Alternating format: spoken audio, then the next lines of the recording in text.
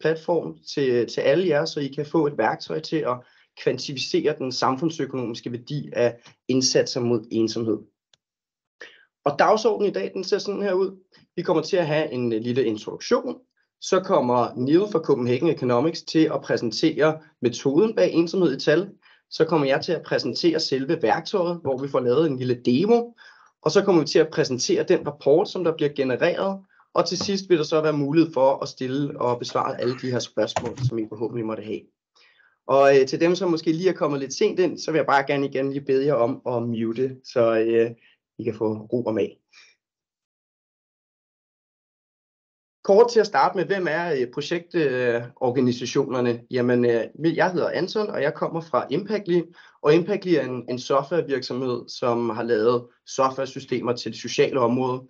Vi plejer primært at arbejde inden for det med dokumentation i forhold til de menneskelige resultater og de resultater, som de skaber over for myndigheder, og dermed lave nogle af de her business cases.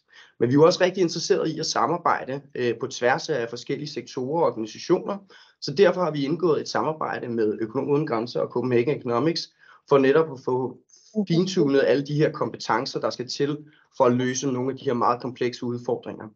Jeg vil også lige introducere Økonomer Uden Grænser. Det er en forening, som hjælper dem, som hjælper andre, og de har en stor erfaring med de her social return on investment analyser, og særligt den her sociale bundlinje eller sociale værdisætning, som vi kommer til også at præsentere lidt senere. Nu vil jeg lige give ordet lidt videre til Neil fra Copenhagen Economics. Jeg introducerer dem. Ja, hej. Jeg hedder Neil og kommer fra Copenhagen Economics, og vi er et ekspertdrevet konsulenthus, som udelukkende har fokus på og speciale inden for økonomi og specielt samfundsøkonomi. Og vi arbejder på tværs af en række forskellige områder, både for offentlige og private kunder. Typisk så arbejder vi for kunder, som sidder med regulatoriske problemstillinger, eller som skal have kvantificeret noget, som er svært at sætte tal på. Vi har arbejdet en hel masse inden for sundhedsområdet, ikke så meget tidligere inden for ensomhedsområdet, men vi har været rigtig glade for at arbejde på det her projekt pro bono, og være med til at sætte tal på et område, som er enormt svært at kvantificere. Så tager jeg den videre her. Og grunden til, at vi sidder her i dag, jamen det er faktisk, fordi vi tror, at ensomhed i tal, det kan bidrage til, at vi får en bedre forståelse af de her indsatser, som arbejder mod at bekæmpe ensomhed. Og vi tror på, at hvis man laver et værktøj, der kan kvantificere de her ensomhedsindsatser, jamen så kan vi stå et meget bedre sted som samfund, og også for jer enkeltstående organisationer. Og der er sådan ligesom 3 områder, hvor vi tror, at det har en stor indvirkning. Først og fremmest, så er det enormt svært at anslå effekterne for ensomhedsindsatser. Der findes ikke en budgetpost i kommunen eller regionens eller statens budgetter, der hedder ensomhed, hvor man ligesom kan gå ind og sige, okay, men hvad er værdien af det? Det skal man gøre af omvej, og det har Copenhagen Economics haft en stor andel i at lave en masse analyser og litteraturstudier på at finde ud af, hvad er omkostningerne og hvad er gevinsterne ved de her forskellige ensomhedsindsatser. Nogle af de effekter, som vi også kommer til at præsentere i dag, jamen det er for eksempel sådan noget som, at man reducerer udgifter til sundhedsydelser, man øger produktiviteten eller produktionen, og så øger der vi også noget trivsel og livstilfredshed for borgerne. Og det kommer vi mere ind på senere. Vi ser også, at der er en stor bevægelse i forhold til fondsfinansiering og anden form for myndighedsfinansiering. Og hvis man ikke kan anskueliggøre de her økonomiske konsekvenser eller kvantificere besvarelserne og gevinsterne, jamen så er det enormt svært at få finansiering. Så derfor har vi lavet det her værktøj og også stiller det gratis til rådighed, så vi netop kan få flest mulige organisationer, som kan få en eller anden form for business case. Og vi ved jo også, at det kan være meget dyrt at få lavet dem her enkeltstående, så det er der, hvor vi ser også, at nye og innovative indsatser kan få mulighed for at få de her økonomiske rapporter. Og det er jo det, vi rigtig gerne, altså årsagen til, at vi gør det her, det er jo, at vi gerne vil sikre, at I får de tilstrækkelige midler, der skal sikres, så I kan bekæmpe ensomhed. Og vi ser jo bare det her som vores bidrag til, at vi samlet set kan løfte den her ensomhedsbyrde. Og sidst men ikke mindst, så tror vi, at en dokumentationsdrevet og datadrevet og økonomisk drevet rapport, jamen den kan altså også bidrage til at tage mere velinformerede beslutninger, særligt på, hvad kan man sige, myndighedslag eller på et endnu højere lag. Der ser vi det endnu vigtigere at få, tydeliggjort værdien af ensomhed. Og vi har jo arbejdet på det her projekt i over 6 måneder, og vi har haft en iterativ tilgang, hvor vi sådan løbende tilpasser og justerer vores model og vores løsning på baggrund af feedback, som vi har fået gennem relevante aktører og relevante brugertest. På venstre side her, så kan I se, at der har vi sådan den faglige del afdækket. Så for eksempel har vi haft møde med Mathias Lasgaard, hvor vi har præsenteret vores tilgang og metoder og kilder. Han er jo den førende forsker inde på det her område, så derfor så vi, at det var jo relevant at få hans besøg på, hvordan at vi ligesom har anvendt vores metoder, og derved også justere og tilpasse lidt undervejs. Så som Louise nævner, så har vi jo også haft nogle møder med styregruppen eller facilitatorgruppen fra NPE, og det er jo dem, som driver ensomhedsdagsordenen og har det her anvendelige perspektiv, brugerperspektivet. Og det er jo enormt vigtigt, at vi ikke laver en eller anden model, som ingen forstår, eller som ingen kan finde ud af at bruge. Så derfor skal der jo også være noget realitetssans, som vi har fået afdækket via NPE. Og så har vi også præsenteret for Socialstyrelsens SØM-team. Og i og med, at man går ind og laver de her budgetøkonomiske beregninger og analyser, jamen så er det enormt vigtigt, at der er det, vi kalder alignment. I forhold. Der er lige lidt dobbelt her. Men det er enormt vigtigt, at der kommer noget alignment i forhold til, hvordan vi har lavet de her budgetøkonomiske beregninger, så vi netop ikke går ud og laver en eller anden beregning, som så Socialstyrelsen forkaster. Så derfor har det været vigtigt også at få en sammenhørighed i forhold til de data og modeller, der er blevet udviklet. Sidst men ikke mindst, så har vi også præsenteret vores løsning for styregruppen fra Open Social Value Bank.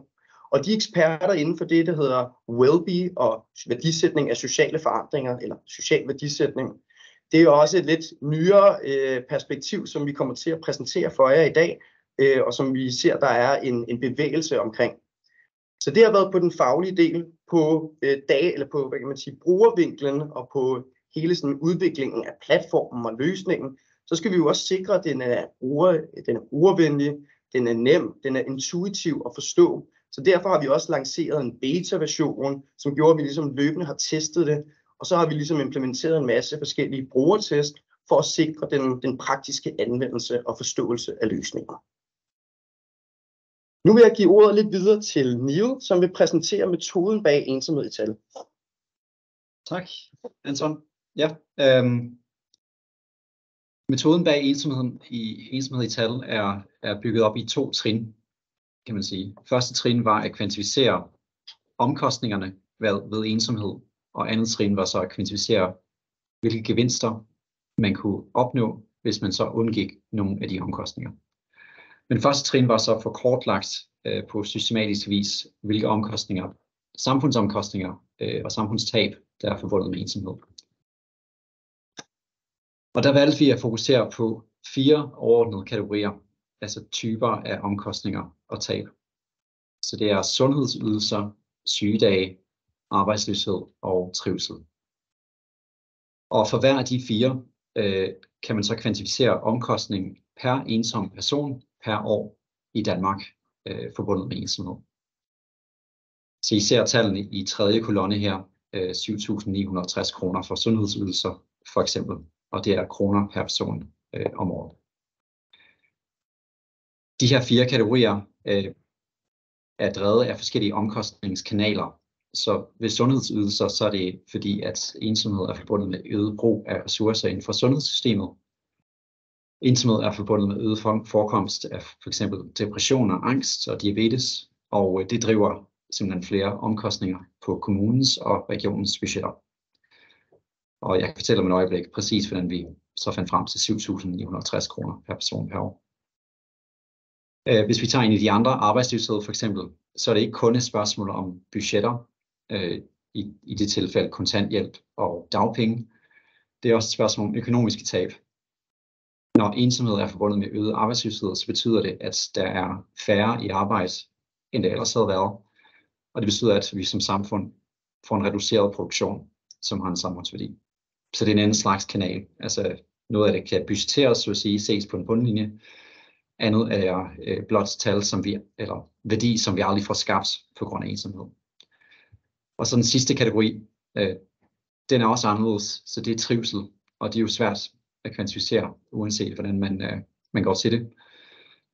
Vi ved fra tidligere studier, og igen det kan jeg fortælle lidt mere om med et øjeblik, at ensomhed er forbundet med reduceret livstilfredshed.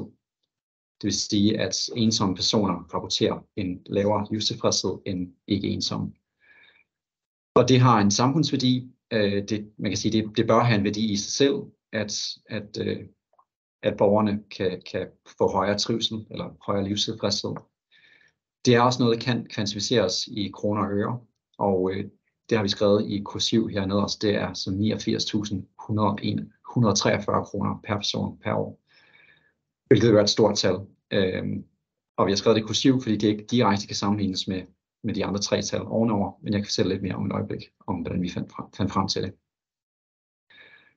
For lige at gå i dybden med en af de her kategorier, blot for at vise, hvordan vi er gået til beregning af de her omkostninger. Så for sundhedsydelser, for eksempel, så er den primære kilde sygdomsbyrden i Danmark 2022, som direkte rapporterer de samlede omkostninger i Danmark, forbundet med, ensomhed er det, som vi fortolker det som. Reelt er det faktisk uønsket alene, som er noget lidt andet, og det er et godt eksempel på, at vi måtte bruge de bedst tilgængelige data i forbindelse med at bygge det her værktøj, som ikke i alle tilfælde var præcis det, som vi skulle bruge, men det bedst mulige. Men de samlede omkostninger til øget behandling i fri praksis og på hospitaler på grund af ensomhed blandt 16-64-årige opgøres i den rapport til 1,3 milliarder kroner. Når man så fordeler de 1,9 milliarder kroner på tværs af det antal ensomme mænd og kvinder, som der fandtes i Danmark på det tidspunkt, det her tal blev opgjort, så kan man finde frem til omkostning per ensom person per år. Og vi har delt det op i 2 kategorier herovre i højre side, så de 7.775 kroner stammer fra privat praksis og hospitaler, som er på regionens budgetter. Og så er der 185 kroner per ensom person, som stammer fra hjemmehjælp, som er på kommunens budgetter. Så det her er et eksempel på, hvordan vi har fundet frem til for en kategori, de samlede omkostninger forbundet med ensomhed. Jeg kommer ikke til at gennemgå lige nu, men hvis der er spørgsmål til sidst, så går jeg gerne i flere detaljer. Den tilsvarende beregning for et par af de andre kategorier, så sygedage her, der er sygdomsbyrden i Danmark 2022 også en central kilde. Og for arbejdsløshed, så er det især et studie fra Moorish 2022, som har kvantificeret sammenhængen mellem det at være ensom og det at være arbejdsløs, som vi har brugt helt centralt.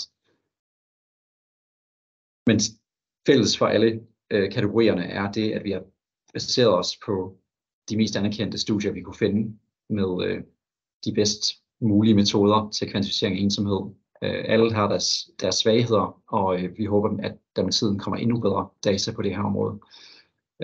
Men det er de bedst tilgængelige studier, efter vores mening.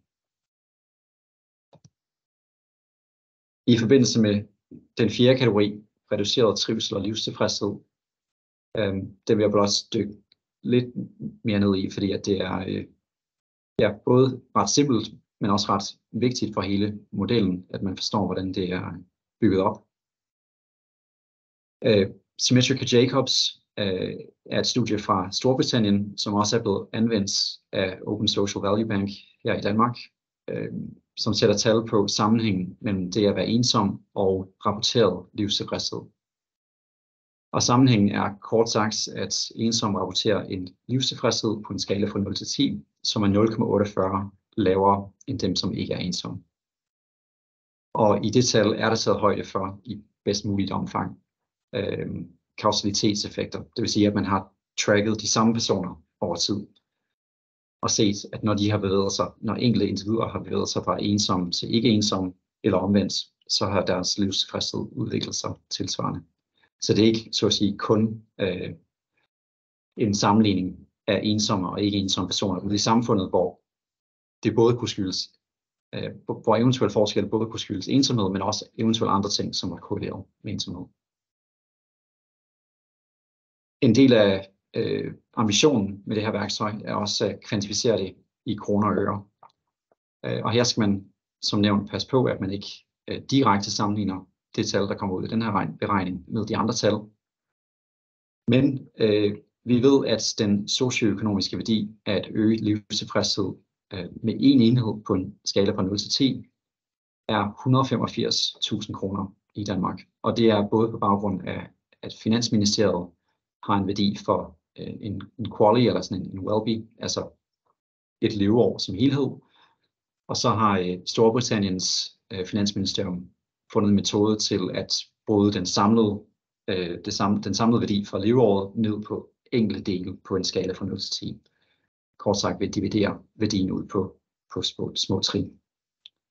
Når man så tager den værdi på de 185.000 kroner og ganger med de 0,48, som det giver i livstilfredshed, hvis man kan undgå eller fjerne ensomhed, så finder man frem til, at det har en værdi på 89.000 kroner per person, hvis man kan flytte den fra at være ikke ensom, eller ensom til at være ikke ensom.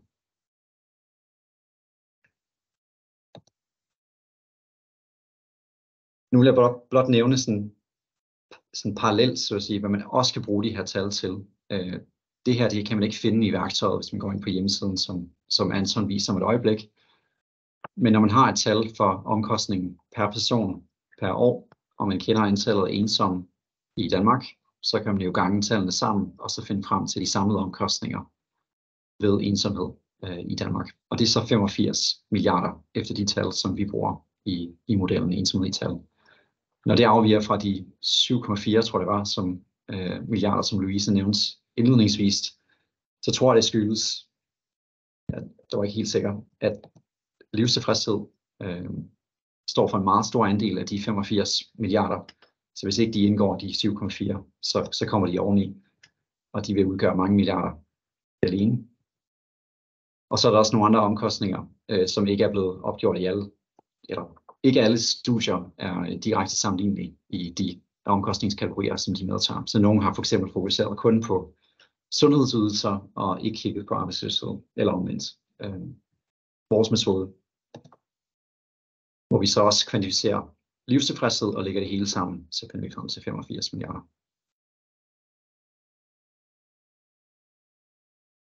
Det var første trin, altså for kortlagt omkostningerne ved ensomhed. Og andet trin, det er så at konvertere de værdier til værdien for en specifik indsats, der sigter mod at reducere ensomhed.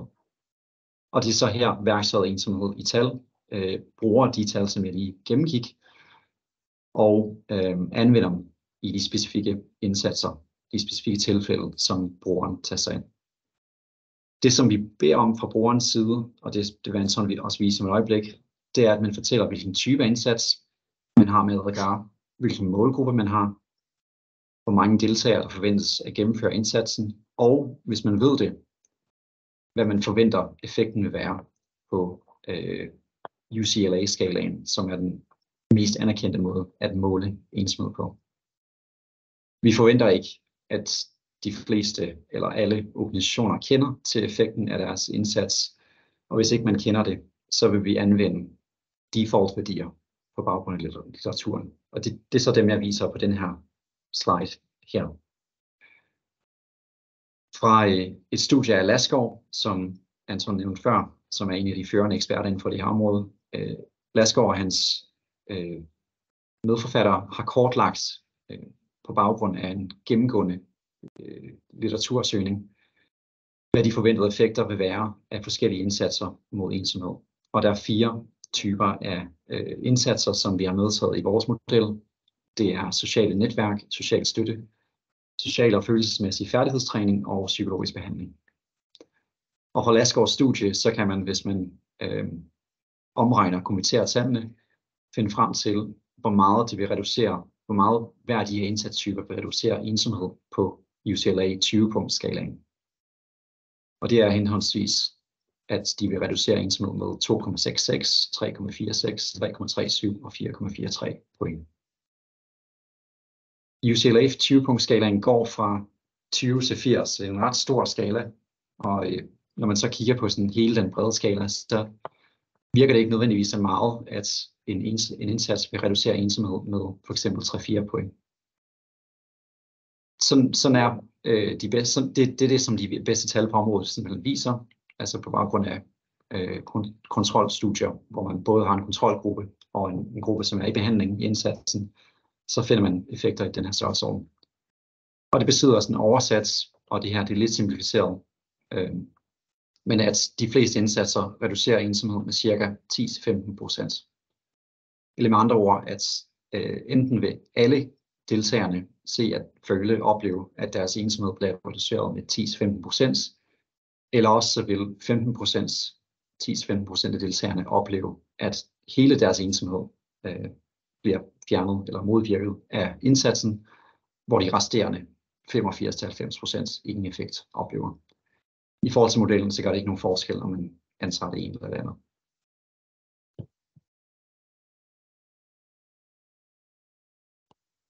Nogle metodiske opmærksomhedspunkter, som er værd at nævne, og nogle af dem her fremgår også af side 2 i rapporten, som bliver produceret, som Anton vil gennemgå om et øjeblik.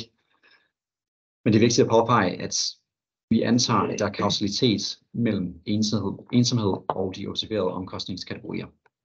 Så vi antager, at den indsats, som kvantificeres, har en kausal effekt, at den reducerer ensomhed, og at når man reducerer ensomhed, så betyder det også, at man undgår nogle af de omkostninger, som er forbundet med ensomhed. Det er jo ikke sikkert, at det hænger sådan sammen, forstået på den måde, at det kunne godt være, at nogle personer både har højere tendens til ensomhed og til depression, og hvis man mindsker deres ensomhed, så har de måske stadig depression. Det vil sige, at sundhedsomkostningerne stadig vil være reelle, også selvom man havde reduceret ensomhed. Men i vores model, så antager vi, at der er sammenhæng, således at hvis man reducerer ensomhed, så reducerer man også sundhedsydelserne, og man øger sandsynligheden for at komme i arbejde for eksempel, og man øger trivsel osv. Et par andre ting, jeg vil påpege på den her slide, er, at vi jo kun har nedtaget de her 4 omkostningskategorier. Men der er faktisk en lang række andre mulige positive effekter forbundet med indsatser mod ensomhed, som er endnu sværere at kvantificere, og det er derfor, vi ikke har medtaget dem. Men det er for eksempel de langsigtede effekter. Vores model laver en kortsigtet beregning af, hvor meget man får ud af det på kort sigt. Men hvis man forventer, at implementeringen af indsats ikke kun vil reducere ensomhed her og nu, men også vil gøre det om 2-3 år eller om 5-10 år, så er det positive gevinster, som ikke vil være medregnet i modellen. Tilsvarende for eksempel, så medregner modellen ikke en eventuel effekt på produktiviteten. Så hvis man er i arbejde allerede og får mindsket sin ensomhed, så er der nogle studier, som peger i retning af, at man er mere produktiv, vil være mere produktiv, hvis man ikke er ensom længere. Men også det er ikke med i modellen, fordi det er meget svært at kvantificere. Men ja, det er noget, man kan være opmærksom på, når man fortolker på tallene. Så vil jeg give ordet tilbage til Anton, som vil gennemgå selve modellen og vise os, hvordan det ser ud i praksis. Ja, tusind tak, Niel. Nu vil jeg lave sådan en lille live demo af vores løsning her. Så nu trykker jeg på den her, og nu skulle I gerne blive præsenteret for vores website. Og til at starte med, så kan man se, at vi har lavet sådan 4, det vi kalder landing pages. Så der er en hjemme landing page, så kan man gå direkte til beregneren. Man kan trykke om værktøjet, så kommer man ind omkring, hvad er det for nogle metoder, kilder og begrænsninger, som modellen er bygget på. Noget af det, som Niel også har præsenteret. Og så kan man også læse lidt mere om, hvad er det for nogle projektpartnere, der er en del af det her. Jeg tænker for jer, er det lige relevant at vise noget omkring metoden og hvordan det fungerer. Så her har I en oversigt. Her er en oversigt over metoden, og så kan man trykke på forskellige af de her kategorier for at læse nærmere omkring, hvordan de bliver beregnet, hvad er det for nogle kilder og metoder, der ligger til grund for det. Derudover så er vi også meget opmærksom på, at den her model, det er ikke altså en komplet model, og det bliver nok svært at lave på det sociale område, så man skal altid være informeret omkring, hvilke begrænsninger der er forbundet med de her samfundsøkonomiske modeller, og det kan man så gå ind og klikke rundt på her og læse lidt nærmere omkring det. Som Niel også nævnte, så er der en side 2, som jeg også kommer til at vise jer senere, hvor vi laver sådan et slags bilag eller metodeafsnit, så hvor nogle af de her begrænsninger også er præsenteret. Hvis vi trykker over til beregneren, så kommer vi herover, og så kommer vi ind i et flow, hvor man først og fremmest skal lave nogle inputs. Og det var også nogle af de inputs, som driver selve rapporten. Til at starte med, jamen så skal man angive et projektnavn. Det kan vi kalde EIT for ensomhed i tal. Og som Niel nævner, så har vi 4 af de her interventionstyper, som havde en tilknyttet effektstørrelse. Det vil sige, at hvis man vælger træning i sociale og følelsesmæssige færdigheder, får man en effektstørrelse. Hvis man vælger psykologisk behandling. Ja, jeg tror ikke, man kan se drop-down på den delte skærm. Det er svært kun dig og mig, der kan se det, Anton. Men ja. Nå, det er jeg lidt ked af. Jeg ved ikke lige, hvad der foregår. Man må forestille sig de så der er 4 muligheder i den her drop-down, som man kan vælge. Så nu vælger jeg psykologisk behandling. Hvis man ikke kan se sin indsats befinde sig under de her 4 kategorier, kan man vælge noget, der hedder anden interventionstype, som tager et gennemsnit af alle de her 4 kategorier.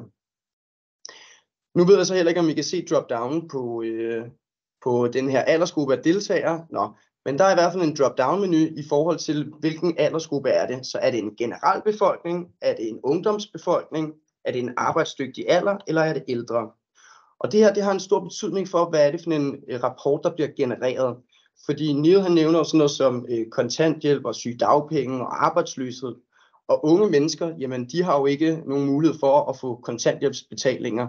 Så derfor så kommer rapporten ikke til at angive noget omkring det. Men hvis man vælger den generelle befolkning, så klikker vi videre her. Og så skal man angive, hvor mange deltagere der er. Der siger vi, der er 100 deltagere. Så trykker vi næste. Og nu bliver man så præsenteret for det her, der hedder, om man kender den forventede eller faktiske effekt af sin ensomhedsintervention. Og det vil sige, hvis I nu har mål på jeres ensomhedsindsats, så kan I faktisk indsætte jeres effekttal herinde. Der har vi så gjort det, at vi har lavet en omregner, så i stedet for at I skal måle på UCLA 20, så skal I måle på UCLA 3, som der så konverteres over til en UCLA 20. Og det er simpelthen fordi den her UCLA 3 er meget mere bredt anvendt end UCLA 20, så der har vi taget sådan en pragmatisk beslutning omkring det. Men nu vælger vi lige at springe over og sige, det er ikke relevant. Så kan man også til sidst her sige, at vi skal sende den her rapport til jeres e-mail. Så det her, alle de her inputs har ikke noget at gøre med selve rapporten. Det er sådan set bare, så vi gerne vil vide, hvad er det for nogle indsatser, og hvad er det for nogle organisationstyper. Altså, er det primært kommuner, eller er det sociale indsatser, eller fonde, der bruger selve løsningen. Og så ellers så indsætter man sit, nu kan vi lige skrive her, EIT. Vi leger via en social indsats. Altså Anton, og så skal den sendes til min mail. Godt. Og jeg ved ikke, om I kan se... Ja, også. Skal du have en snabel af? Ja, jeg skal have en snabel af. Sådan der. Jeg er en Mac-mand. Desværre. Så. Og så trykker man send. Og nu er den så modtaget i min e-mail. Nu er det ligesom i Godmorgen Danmark, så har vi lige været inde og lave en rapport, eller der er en kok, der står og laver en simmerret, og nu har vi så lige snydt lidt og har lavet en prædefineret rapport, som vi lige går igennem her nu. Så jeg er lidt ked af, at den er lidt grynet, men jeg vil lige gå igennem, hvad der ligger på selve rapporten. Så til at starte med, så er der nogle inputs, som vi lagde ind. Så vi valgte, hvad var indsatstypen? Jamen det var psykologisk behandling. Den effektstørrelse, som psykologisk behandling er tilknyttet, det er 4,43 på den her UCLA 20-skala. Og målgruppen, det var den generelle befolkning, og vi indtastede, at der var 100 deltagere i indsatsen. Alt det her, det skulle generere en estimeret økonomisk gevinst på ca. 376.000 kroner. Og den her gevinst, den er altså fordelt på 3 forskellige kategorier. Der er sundhedsydelser, der er sygedage, og så er der arbejdsløshed. På sundhedsydelser, jamen så er der, når man er mindre ensom, så er der færre omkostninger til behandling på hospitaler og i almen praksis, og der er også mindre træk på hjemmeplejen. På sygedage, jamen så ser man, at der er færre omkostninger til udbetaling af sygedagpenge, Og så er der også noget øget produktion, fordi når man er mindre syg, jamen så går man mere på arbejde, og så øger man så også produktiviteten. Og sidst men ikke mindst, så har vi arbejdsløshed. Der er jo også, at hvis man er mindre ensom, jamen så er man mindre arbejdsløs. Der er færre omkostninger til udbetaling af kontanthjælp, dagpenge, og så vil der også være noget øget produktivitet og noget øget produktion, fordi man er mere på arbejde. Så det er sådan de forskellige kategorier. Hvem er det så, der høster gevinsterne? Det er jo også interessant, særligt for sådan nogle som for primært sociale indsatser. Hvis I skal gå ud og finde, hvem er det, der skal finansiere jer, så er det meget fint at vide, hvem er det, der høster gevinsterne. Så i den blå kolonne her, eller i den blå række, der har vi det, der vi kalder offentlig budgetøkonomisk gevinst. Det er alle de myndigheder, som realiserer en gevinst. Så det vil sige, det er kommunen, det er regionen og det er staten. De har direkte nogle budgetposter, som der kan blive påvirket af de her ensomhedsindsatser. Og man kan jo se, at hvis man gerne vil få sin ensomhedsindsats finansieret, så vil det måske i stedet for, at man går til kommunen og siger, hey, vil I ikke finansiere os, at man måske kan gå til regionen og sige, hey, vi har altså en relativt fornuftig besparelse hos jer. Kunne I ikke være interesseret i at finansiere os, så I på den måde I kan høste nogle gevinster? Og sidst men ikke mindst, jamen så produktion, det er jo de arbejdspladser og de virksomheder, som så får øget produktiviteten og realiserer de her gevinster. Det kan jo være lidt forskelligt, fordi hvis der er forskellige arbejdspladser, så kan man ikke ligesom direkte attribuere det til én enhed. Så det er derfor, vi har kaldt det produktion. Hvis man gerne vil se på, okay, hvordan er fordelingen så i procent, så kan man gøre det hernede. Der kan I se, at produktion eller produktivitet, det udgør en ret betydelig del af selve den samlede samfundsøkonomiske gevinst, mens regionen også får en betydelig del af høsten. Nu kommer vi så til det her sådan lidt mere tricky, og det er øget livstilfredshed. Grunden til, at vi har separeret de her forskellige ting, det er fordi, at der ikke er nogen, der høster gevinsten af den her monetære værdi af øget livstilfredshed. Men som Neil nævnte før, så skal man konvertere ensomhed, den her UCLA-skala, til en livstilfredshedsskala. Og man kan se i gennemsnit, jamen så vil man øge sin livstilfredshed per borger med 0,07 point på den her skala, der går fra 0 til 10. Så hvis man reducerer ensomhed med 4,43, jamen så øger man livstilfredsheden per borger med 0,07. Hvis man så gerne vil sætte en kroner og øre værdi på den her trivselsværdi, jamen så kan man så gøre det, og her tilsvarer det så 1,31 millioner kroner for hele gruppen. Og det var også derfor, når Neil han lavede det her eksempel med de her 83 millioner, jamen så er det også fordi, man kan se, at den udgør en ret betydelig del af den samlede, hvis man nu lægger det alt sammen samlet, den samlede samfundsøkonomiske gevinst. Grunden til, at vi har sat den på, det er fordi, at det giver en meget bedre mulighed for, at man også kan sammenligne på tværs, både internt i ensomhedsindsatser, men særligt når man skal sammenligne en angstindsats, en depressionsindsats og en ensomhedsindsats. Så ved vi, at ofte dem, som sidder på budgetterne, jamen, de forstår i højere grad det her med kroner og øre, så vi har simpelthen ligesom konverteret det her med livstilfredshed til et sprog, som er mere forståeligt for dem. Men det er meget, meget vigtigt for mig at udtrykke, at den her værdi er en teoretisk værdi af øget livstilfredshed. Så der er ikke nogen gevinster, som går ind på nogle budgetter.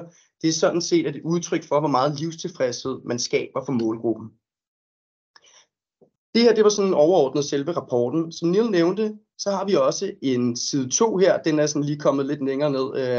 Og det er sådan set et bilag eller et metodeafsnit, hvor der er en lille beskrivelse af, hvordan de forskellige budgetposter er blevet beregnet, og hvad er det for nogle begrænsninger og opmærksomhedspunkter, man skal være opmærksom på, når man leverer den her rapport videre til måske en fond eller til en offentlig myndighed eller en anden form for finansieringsgiver.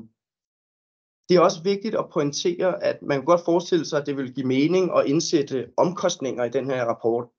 Og som udgangspunkt vil det også være rigtigt, men fordi at omkostningerne, den har ikke nogen påvirkning på, hvor meget man sparer i sundhedsydelser, sygedage og arbejdsløshed. Så hvis man for eksempel, der er nogen risiko for, at man kan lave det, der hedder gaming, altså man lidt kan fifle med tallene, og det er jo derfor, vi har ikke en mulighed for at kontrollere og hvad kan man sige, og forholde sig til omkostningerne. Så derfor har vi udeladt at tage den med i selve rapporten. Vi vil altid anbefale, at når I laver sådan en her rapport, at I også vedlægger noget omkring, hvad er det for nogle inputs og hvad er det for nogle omkostninger, som skal realisere de her gevinster. Det betyder så også, at alle de her værdier, det er bruttoværdier. Så det er samlede bruttoværdier for ensomhedsindsatser. Og hvordan tror vi så, at sådan en her model eller en rapport, jamen den kan anvendes?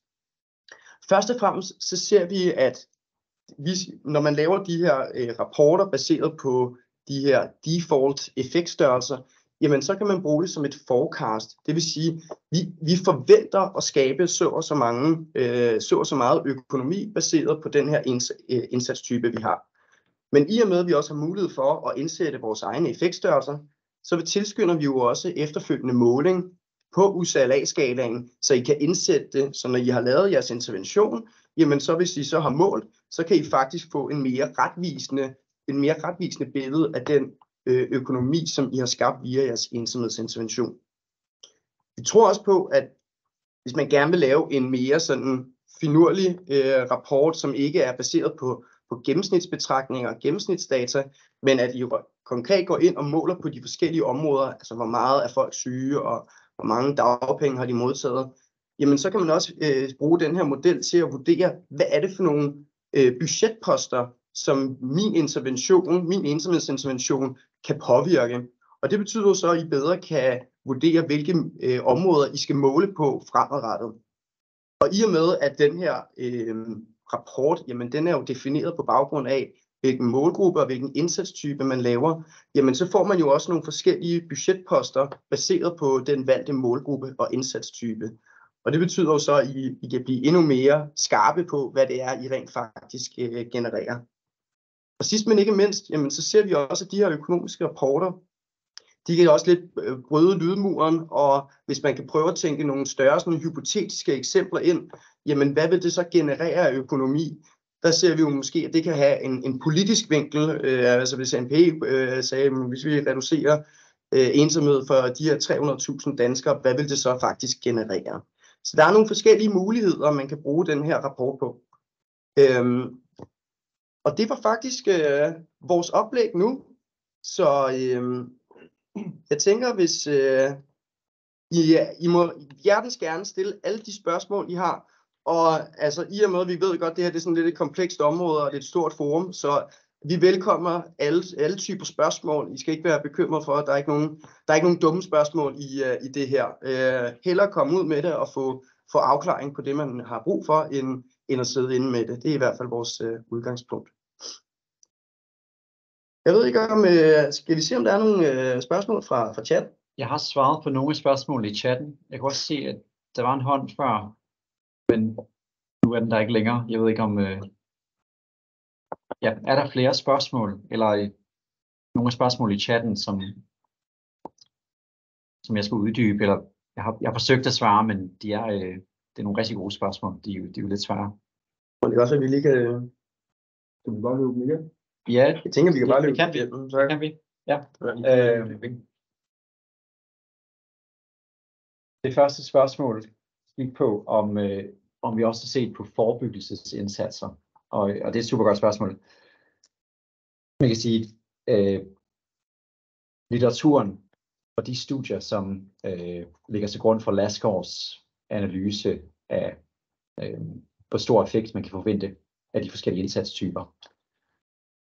Det baserer sig på indsatser, som er blevet rettet mod deltagere, som allerede har haft et eller andet niveau af ensomhed.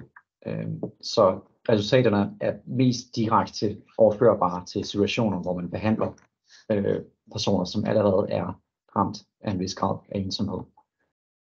Når det så er sagt, så kan man sagtens fortolke tallene i modellen som undgåede omkostninger. Altså omkostninger, som var blevet realiseret, hvis ikke vi havde foretaget indsatsen. Men det kommer jo an på, hvad man... Der skal man have tro på, at hvis ikke vi havde foretaget indsatsen, så var folk blevet mere ensomme. Så det kræver, at man har en god historie, eller nogle gode statistikker på det. Så som udgangspunkt, nej, men man kan helt sikkert godt bruge modellen også til at kvantificere forebyggelsesindsatser, hvis man lige passer lidt på med fortolkning. Super.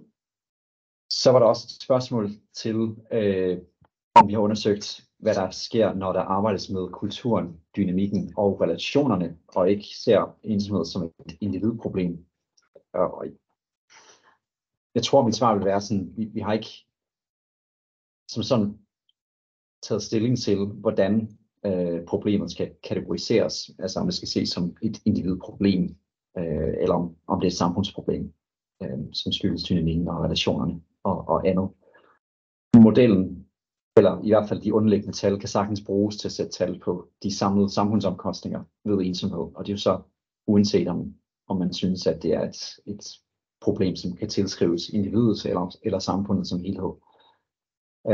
Igen vil jeg nok sige, at modellen kan mest direkte fortolkes som sådan indsatser, som er rettet mod et sæt individer, hvor man gennemfører en eller anden form for indsats, som det er et socialt netværk eller psykologisk behandling eller lignende, og hvor det outcome, det man måler på, det er så værdien af at forbedre situationen for de individer.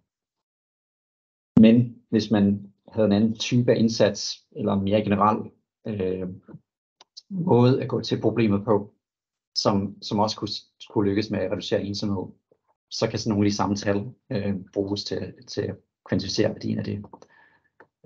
Så hvis der er noget specifikt, som man har i tankerne, som ikke lige passer ind i de drop-down-menuer, som vi har skabt på hjemmesiden, så kan man altid skrive til os, og så hjælper vi gerne med at prøve at fortolke og forstå, hvordan man kunne anvende tallene i en anden kontekst. Og så var der et tredje spørgsmål, som gik på, om sundhedsydelserne viser ekstra udgifter, der kan tilskrives ensomhed og ikke andre faktorer. Og det er et super godt spørgsmål.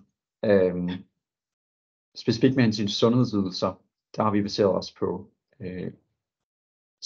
sygdomsbyrden i Danmark, som er en rapport, en analyse, som blev udgivet for cirka 6 måneder siden efterhånden. Og de rapporterer simpelthen direkte de øgede udgifter, altså ekstra udgifter, mere udgifter, som skyldes ensomhed. Som nævnt før, ikke direkte ensomhed, det er faktisk som skyldes dem, som er ikke uønsket alene. Så det er noget, som minder om ensomhed, men som ikke er præcis det samme. Men ifølge den tilgang, de anvendes, så kan man godt tilskrive de ekstra udgifter specifikt til det, at de respondenter, som er uønsket alene, hvis man sammenligner dem med en anden gruppe, som minder om på alle andre synlige punkter, som alder, uddannelsesniveau, indkomst osv., så den eneste variabel, som man ligesom ser, som kan forklare den forskel i udgifter, man ser, det er så, at den ene gruppe er uønsket alene, og den anden ikke er. Betyder det så, at vi bogstaveligt kan sige, at det skyldes ensomhed? Det er jo svært at sige, fordi det kan jo godt være, at der er noget andet, som vi ikke kan kontrollere for, eller rettere sagt, det er ikke os, der har lavet den beregning, men som det er svært at kontrollere for, fordi der ikke findes gode data på, om nogen er tilbøjelige til både at være ensom og depressiv, for eksempel. Og der kan det godt være, at hvis man reducerer deres ensomhed, så er de stadig ramt af depression eller angst. Men baseret på det, vi ved, så ja, så kan udgifterne rent tilskrives ensomhed. Og jeg kan se, at der er en hånd, og det er dig, Louise. Ja. Ja, jeg har faktisk et spørgsmål. Jeg ved ikke, om det er til dig, Neil, eller til Anton, men jeg kunne godt tænke mig at høre lidt om, hvad tilbagemeldingerne var, da I snakkede med folkene, sådan om de havde noget interessant at bidrage med at sige, og ja, hvad deres tanker var omkring det. Jeg havde enormt mange både positive og kritiske punkter i forhold til den måde, som vi havde arbejdet på tidligere. For eksempel havde vi arbejdet med at lægge alle de her værdier sammen, altså så man får, lad os sige, en samlet samfundsøkonomisk værdi. Vi havde for eksempel heller ikke introduceret den her well-be-værdi, altså hvor meget øget livstilfredshed får hver borger ved at reducere ensomhed. Så det var nogle rigtig, rigtig fornuftige punkter, som de kom og bidrog med. Men det, som vi også hæftede os meget ved, var, at de metoder, som vi har anvendt til at beregne alle de her forskellige ydelser, jamen det flugter nærmest en til en med den måde, som de går til det på. Og det var vi jo enormt glade for, fordi vi ved også, at på det sociale område er det ofte det muliges kunst. Det vil sige, hvad er det for nogle data, analyser og priser, der ligger til rådighed, som vi kan anvende til at lave de her modeller.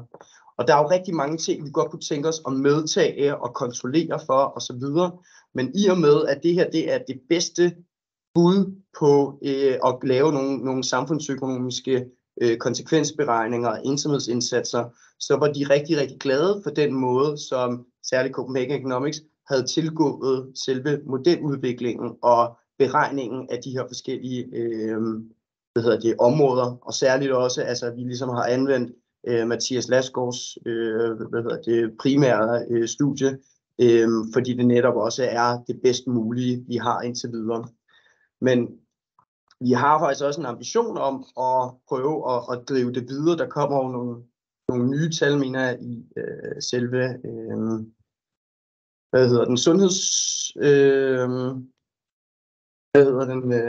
den udgivelse? Sygdomsbyrden i Danmark? Nej, ikke sygdomsbyrden. Der kommer den nationale sundhedsprofil, undskyld.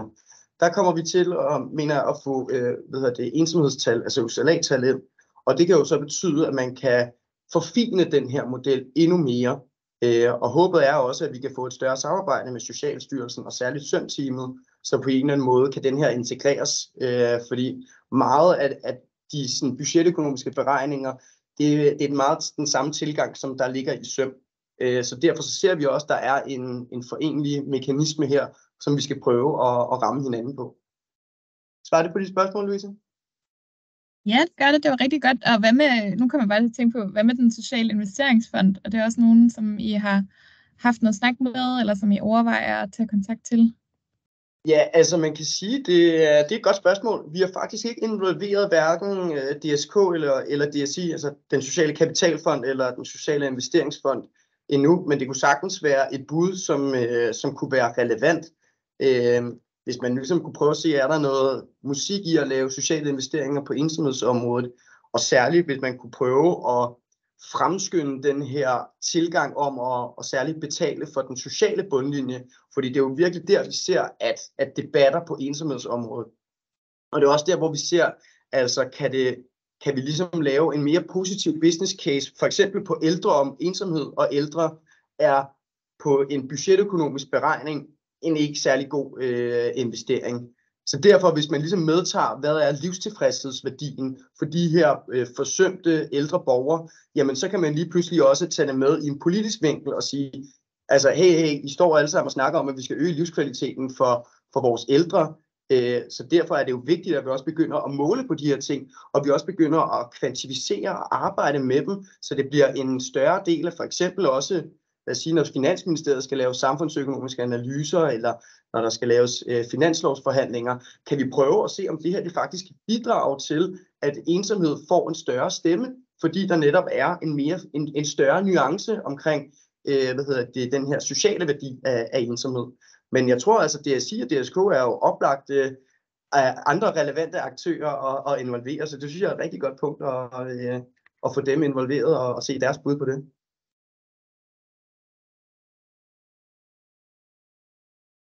Er der andre spørgsmål? Har vi nogen i chat måske? Jeg tror ikke, der var lige en kommentar mere, som jeg ikke fik, som er kommet siden i sidste, som påpeger, at rigtig meget af den ensomhed, der er blandt børn, bliver håndteret af pædagoger eller andre fagpersoner, og det arbejde passer ikke lige ind i de 4 indsatskategorier, som er defineret i modellen. Og til gengæld må man også formode, at der er udgifter forbundet med tabt arbejdsfortjeneste til forældre, der er hjemme med børn, som lider for eksempel. 2 super gode pointer. Desværre kan vores model ikke rumme samtlige, eller endnu ikke i hvert fald rumme samtlige mulige indsatstyper, og også de mange forskellige omkostningskategorier ud over de 4, som er blevet kvantificeret. Så vil der være en række andre. Den her falder ind under, eller i hvert fald umiddelbart, så falder den ind under en social multiplikatoreffekt, som vi overvejer, om vi skulle medtage, altså hvis man forbedrer ensomheden for individet, om det også kunne have sådan en positiv spillover på familiemedlemmer for eksempel. Det er ikke medtaget. Det skyldes simpelthen, at der ikke findes særlig meget god litteratur på området endnu. Men jeg håber, at vi i fremtiden måske kan forbedre modellen og få flere indsatstyper og flere omkostningstyper med. Jeg tror også, altså, det er værd at nævne, at vi vil faktisk have rigtig mange ting, vi rigtig gerne vil have med, men fordi de begrænsede data ikke kan muliggøre det, er det ikke muligt at få dem med. For eksempel synes vi jo også, at hele uddannelsesområdet vil jo være enormt interessant at se på, altså dropout og ensomhed. Der forestiller vi os, at der er en ret stor korrelation mellem de to, men fordi der ikke er lavet de fornødne studier på dem endnu, jamen så kan vi ikke medtage det i modellen. Så det er jo også noget, vi måske håber på, at hvis I går ud og hvad kan man sige, bruger det her og siger, okay, men vi ved faktisk, der mangler nogle af de her områder, så kan vi jo for eksempel gå tilbage til, hvad ved jeg, Socialstyrelsen eller andre, og prøve at se, kan vi begynde at få etableret et eller andet form for datagrundlag eller et forskningsstudie.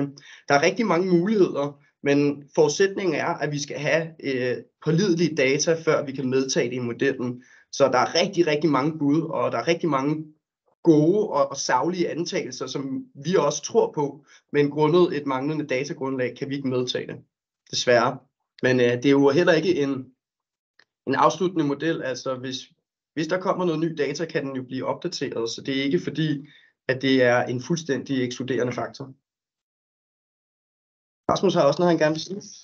Ja, jeg vil egentlig bare sige, tusind tak for det store stykke arbejde, fordi det her, det var jo pro bono-projektet, der får Copenhagen Economics tog kontakt til Økonomer uden Grænser, og I har været med til at prøve at lave jeg tror vi har snakket om det som en gave til Alliancen mod ensomhed, så det er også et forsøg på i en version 1 at sige, okay, det er den måde, som vi har tænkt på, at vi med vores hjerner kunne berige det rigtig gode arbejde, som Alliancen laver, og så måske også kunne være med til at informere de beslutninger, der måske kommer i Folketinget, eller hvis man skal lave en national strategi, og de ressourceallokeringer, altså budgetter, man kan afsætte til det her område, det kunne være med til at informere det i fase 1. Så det vil jeg bare sige, det synes jeg har oversteget mange gange de forventninger, vi har haft. Altså det er første gang, nu er lanceringen her i dag for alvor. Så det synes jeg bare er virkelig flot, og det er selvfølgelig også det bagtæppe, man skal forstå den her præsentation på. Så det vil jeg bare sige tusind mange gange. Tak for. I er alle sammen glade for det arbejde, der er blevet lavet. Det håber vi også, at I kan få noget gavn af. Har vi nogle flere spørgsmål?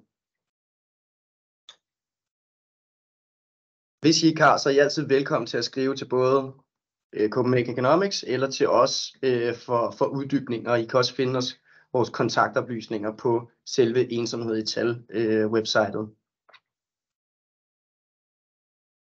Er der... Der er ikke flere spørgsmål i chatten. Nej. Så, jamen, tusind tak for nu. Ja, det tror jeg bare, vi vil sige. Vi håber, at I kan få gavn af det, og I kan få brugt det, og måske kan få noget finansiering af det. Det håber vi i hvert fald, at det er det, som det kan bidrage til. Så tusind tak for i dag, og jeg håber, I alle sammen har det godt. Tak for nu. Tak for nu. Hej hej.